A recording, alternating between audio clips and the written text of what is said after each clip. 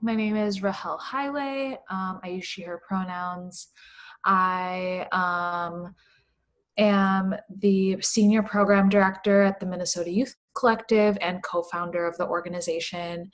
And then also am in a lot of Black organizing spaces in the Twin Cities, as around like abolition of the police, and then also around building a Black movement ecosystem in Minnesota.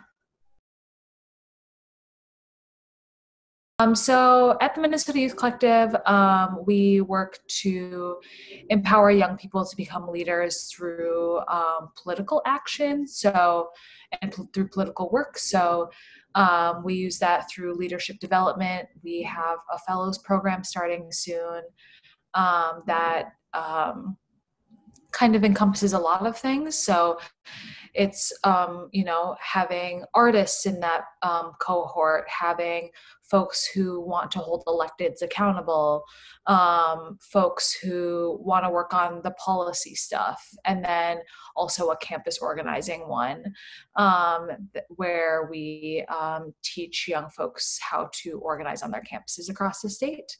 And then through issue advocacy and civic engagement.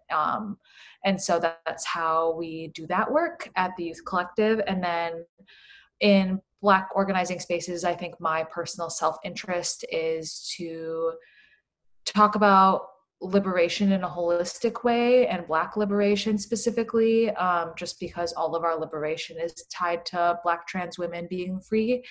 And so thinking about that in a holistic way.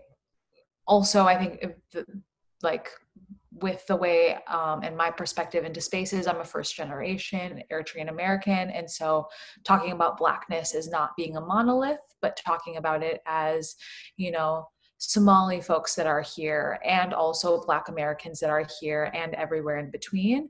And all of our liberation and Black liberation is tied to that.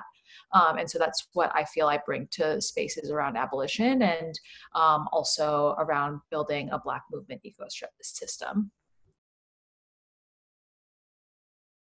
Really excited to hear from folks across the nation, honestly. I think I've lived in Minnesota most of my life, my whole life pretty much, and I'm very familiar with the organizing here, the landscape here, how elected officials tend to act here. And I'm really interested to seeing the perspective of abolition and, the uprising in other places in the country, especially places in the country that are more known for having Black people, and are places that I look to for inspiration personally when I look at movements, and when I look at, how I can be doing my work better. I look to those places as well. And so I'm really interested to hear from them and also learn.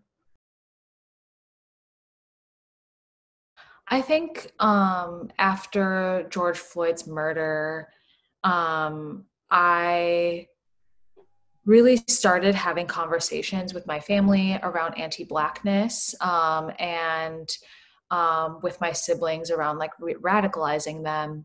And I think that radicalization happens it happens differently for everyone and at different times for everyone. And if I can assist in that in any tiny way for anyone, I think that I would be satisfied. And so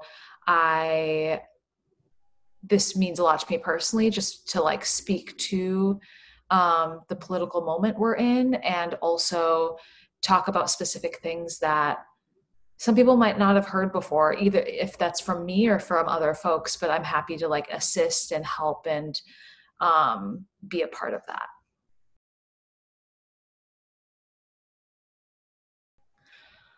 I'm going to be honest, I don't know if that will happen in the way that I would love that to happen in my lifetime. I think I'm hopeful that we will bring and lay down the groundwork for a lot of meaningful change to come. If we can abolish the Minneapolis police in my lifetime, I would be so happy, right? And like, I think it's like the pieces like that we can bring right now to radicalize, teach, change, and also show folks how to bring that into action. So I'm hopeful for those things. I'm hopeful for radical change, but I'm not hopeful for full liberation or racial justice in my lifetime.